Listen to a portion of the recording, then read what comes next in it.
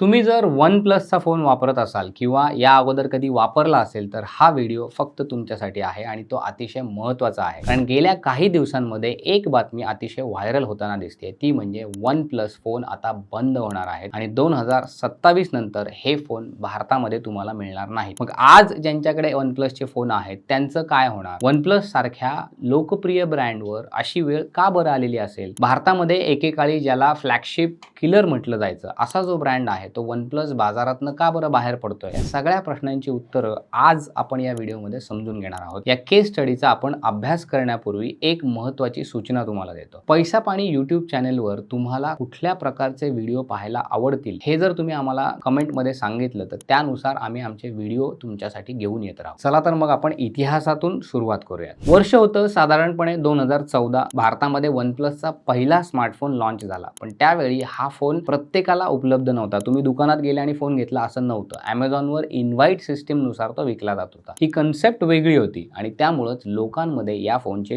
Craze निर्माण झालेली होती. त्या काळामध्ये ॲपल असेल, सॅमसंग असेल, त्याचे प्रीमियम फोन खरेदी करण्यासाठी बराच जास्त प्रमाणामध्ये खर्च करायला लागत होता. वन प्लसने त्याच दर्जाचे फीचर्स जवळपास निम्म्या किमतीमध्ये दिले. लोकांनी मग लगेचच या ब्रँडला फ्लॅगशिप किलर अशी ओळख दिली. भारतातील तरुण पिढीच्या ग्राहकांनी वन प्लसला अक्षरशः डोक्यावर घेतलं. जबरदस्त डिस्प्ले, फास्ट प्रोसेसर, अतिशय चांगला कॅमेरा, क्लीन सॉफ्टवेअर आणि किंमत मात्र कमी. या सगळ्या गोष्टींमुळे वन प्लसची लोकप्रियता भारतामध्ये झपाट्याने वाढत गेली. 2018 पर्यंत परिस्थिती अशी झाली होती की 40,000 रुपयांपेक्षा जास्त किमतीच्या प्रीमियम स्मार्टफोन सेक्टरमध्ये प्रत्येक दुसरा फोन वन प्लसचा विकला जात होता. कंपनीच्या माहितीनुसार 2014 पासून भारतामध्ये 1,20,00,000हून अधिक वन प्लस स्मार्टफोन विकले गेलेले आहेत. म्हणजे भारत हा वन प्लस साठी केवळ एक मार्केट नव्हता तर त्यांच्या यशाचा अतिशय एक मोठा असा आधार होता. पण काळ बदलला गेला आणि 2026 पर्यंत परिस्थिती पूर्णपणे बदललेली आहे. इथे एक महत्त्वाची गोष्ट आपण समजून घेतली पाहिजे. वन प्लस अडचणीत येण्याचं कारण भारतीय ग्राहकांनी त्यांचे फोन विकत घेणं बंद केलं असं नाही, तर खरी समस्या जी आहे ती दुसरी आहे. ती समस्या म्हणजे आर्टिफिशियल इंटेलिजन्स. आज जगभरामध्ये एआयचा वापर झपाट्याने वाढतोय. चॅट जीपीटी पासून ते मोठमोठ्या एआय मॉडेल्स पर्यंत हे जे काही मॉडेल्स आहेत ते चालवण्यासाठी प्रचंड क्षमतेचे डेटा सेंटर्स लागतात. या डेटा सेंटरमध्ये हजारो सर्व्हर्स असतात आणि यांना मोठ्या प्रमाणावर मेमरी चिप्सची गरज असते. जगामध्ये अशा मेमरी चिप्स बनवणाऱ्या कंपन्या ज्या आहेत त्या अतिशय मोजक्या आहेत. यामध्ये सॅमसंग असेल, SK हायनिक्स असेल किंवा मायक्रॉन असतील, या कंपन्या आघाडीवर आहेत. 2025चं जसा शेवट व्हायला लागला त्या शेवटापासून एआयचा वापर इतका वाढला की या कंपन्यांनी आपल्या बहुतेक मेमरी चिप्स ज्या होत्या त्या स्मार्टफोन कंपन्यांना न विकता एआय डेटा सेंटरला विकायला सुरुवात केली. कारण तिथे त्यांना अर्थातच जास्त नफा मिळत होता. जिथे पैसा जास्त तिथे विक्री ते लोक करत होते. याचा परिणाम काय झाला? स्मार्टफोन उद्योगावर झाला. फोन तयार करण्यासाठी आपल्याला जी मेमरी चिप्स लागते त्या मेमरी चिप्सची किंमत वाढू लागली. विशेषतः स्वस्त किंवा मध्यम किमतीच्या फोनवर जे काही कंपन्या बनवत होत्या त्यांच्यावर याचा परिणाम झाला. रिसर्च फर्मच्या अंदाजानुसार साधारणपणे 34,000 रुपयांपेक्षा कमी किमतीचे स्मार्टफोन बनवणाऱ्या ज्या कंपन्या होत्या त्यामध्ये एकट्या मेमरीची किंमत उत्पादन खर्चाच्या प्रोडक्शन कॉस्टच्या 60% पर्यंत पोहोचली. म्हणजे एक अर्थ तुमचा इथे स्पष्ट होतो, कमी किमतीमध्ये चांगला फोन तयार करता येणं आता कंपन्यांना परवडणार नाही. त्यांना प्रॉफिटच तेवढा कमावता येणार नाही. वन प्लसची सगळ्यात मोठी ताकद काय होती बरं? कमी किमतीमध्ये प्रीमियम अनुभव द्यायचा ग्राहकाला. विशेषतः कंपनीची नॉड सिरीज जर तुम्ही पाहिली तर त्यामध्ये ते लक्षात येईल. पण जेव्हा स्वस्त फोन तयार करणंच महाग व्हायला लागलं तेव्हा सगळ्यात आधी फटका कोणाला बसला? तो अशा मॉडेल्सला. याच दरम्यान वन प्लसच्या मूळ कंपनीबद्दल देखील चर्चा सुरू झाली. अनेकांना ऑलरेडी माहिती असेल की वन प्लस ही स्वतंत्र कंपनी जरी असली तरी ती ओप्पो ग्रुपचा भाग आहे. त्यांचं प्रोडक्शन असेल, रिसर्च असेल, अनेक टेक्निकल ज्या काही गोष्टी आहेत या बाबतीत दोन्ही कंपन्यांमध्ये मोठ्या प्रमाणावर समानता असते. एका अहवालानुसार ओप्पोला वाढत्या प्रोडक्शन कॉस्टचा आणि कमी होत चाललेल्या प्रॉफिटचा सामना करायला लागतोय. त्यामुळे कंपनीनं आपले विविध जे काही ब्रँड आहेत त्याची नव्यानं मांडणी करणार आहे ते आता त्यांनी तसं ठरवलेलं आहे. याच पार्श्वभूमीवर असा एक दावा करण्यात आलेला आहे की वन प्लस अमेरिकेतनं बाहेर पडणार आहे, युरोपातनं देखील काही मार्केट्समधनं बाहेर पडणार आहे. ती ऑलरेडी प्रक्रिया सुरू झालेली आहे. 2027 मध्ये भारतामधून देखील वन प्लस बाहेर पडणार आहेत. काही एशियन बाजारपेठांमधनं देखील कंपनी बाहेर पडणार आहे. आता या चर्चेला आणखी एक वेगळं वळण देणारी घटना म्हणजे ॲपल आणि ओप्पो यांच्यामध्ये जी काही कोर्ट केस चालली आहे ती एक केस आहे. अहवालानुसार ॲपलने अमेरिकेतील कोर्टामध्ये दावा केलेला आहे. ओप्पोवर आपल्या गोपनीय तंत्रज्ञानाचा त्यांनी गैरवापर केल्याचा आरोप केलेला आहे. ॲपलचा आरोप असा होता की त्यांच्याकडे काम करणारा एक इंजिनियर होता. त्या इंजिनियरनं ॲपल वॉचमध्ये वापरल्या जाणाऱ्या हार्ट सेन्सर टेक्नॉलॉजीशी संबंधित काही गोपनीय कागदपत्र होती त्याची एक त्यांनी कॉपी बनवली आणि ती ओप्पोच्या ओप्पोच्या रिसर्च सेंटरला दिली. ओप्पोने हे सगळे आरोप अर्थातच फेटाळून लावलेले आहेत आणि ॲपलचं कुठलंही तंत्रज्ञान आपण चोरी केलेली नाही हे त्यांनी स्पष्ट केलेलं आहे. आता यानंतर ॲपलने काय केलं तर बाबा न्यायालयाकडे ओप्पोच्या संबंधित संशोधनावर निर्बंध आणण्याची मागणी केली. ही केस चर्चेत असतानाच अमेरिकेमध्ये चीनी कंपन्यांच्या उत्पादनांकडे राजकीय दृष्टिकोनातून देखील पाहिलं जाते. त्यामुळे वन प्लस सारख्या ब्रँडला याचा अर्थातच फटका बसलाय. आणखी एक महत्त्वाचा प्रश्न, जर खरोखर वन प्लस भारतातनं बाहेर गेली तर आज ज्या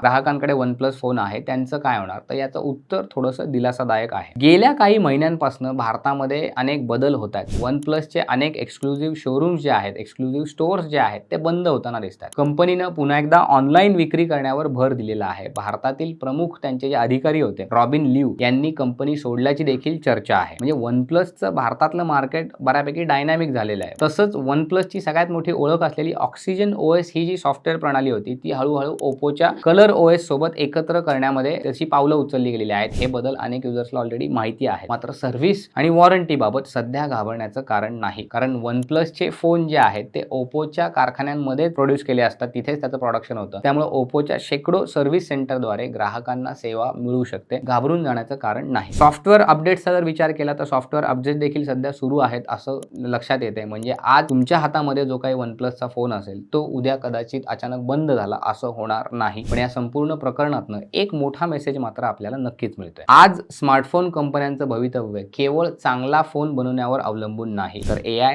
डेटा सेंटर, चिप्सची उपलब्धता, जागतिक राजकारण, न्यायालयामध्ये चालू असलेले खटले, प्रोडक्शनचं त्यांचं कॉस्टिंग आणि सगळा आंतरराष्ट्रीय व्यापार, या सगळ्या गोष्टी आता एका मोबाईल कंपनीचं भविष्य ठरवत आहेत. एकेकाळी फ्लॅगशिप किलर म्हणून वन प्लसला गणलं जायचं, तशी ओळख या ब्रँडची झालेली होती. मात्र आज जर बघितलं तर त्याच ब्रँडबद्दल अशी चर्चा होताना दिसत नाही. त्यातनं आपल्याला हेच दिसते की बाबा टेक्नॉलॉजीच्या जगामध्ये कुठलीही कंपनी कायम सुरक्षित नसते. आता पुढं काय होणार वन प्लसचं, खरोखरच भारतातनं ते बाहेर पडणार का, की कंपनी आणखी काही नवीन रणनीती घेऊन येते, पुन्हा कमबॅक करणार, याचं उत्तर आपल्याला येणारा काळच देईल. एक गोष्ट नक्की की AIचं जे युग आहे त्यामध्ये स्मार्टफोन उद्योगाचा खेळ जो आहे तो संपूर्णपणे बदलला आहे. त्याचा परिणाम पुढच्या काही वर्षामध्ये जवळपास प्रत्येक मोबाईल ब्रँडवर दिसू शकतो. जर तुम्ही वन प्लस वापरत असाल तर सध्या घाबरायचं कारण नाही. मात्र पुढे कंपनीच्या अधिकृत घोषणांवर तुम्ही लक्ष ठेवलं पाहिजे. मार्केटमध्ये ज्या काही घडामोडी होतात त्यावर तुम्ही लक्ष ठेवणं गरजेचं आहे. तर मित्रांनो, ही होती वन प्लस, AI आणि ॲपल आणि जागतिक टेक उद्योगातील बदलांची संपूर्ण कहाणी. आपला भारतीय ब्रँड असलेल्या पॅराशूटची कहाणी देखील अतिशय रंजक आहे. तुम्हाला ती नक्की आवडेल. राईट साईडला तुम्हाला तो व्हिडिओ दिसत असेल, त्या व्हिडिओवर तुम्ही क्लिक करा, व्हिडिओ बघा आणि आम्हाला सांगा तो व्हिडिओ कसा वाटला. सध्यासाठी आपण इथे थांबूयात. पाहत राहा पैसा पाणी.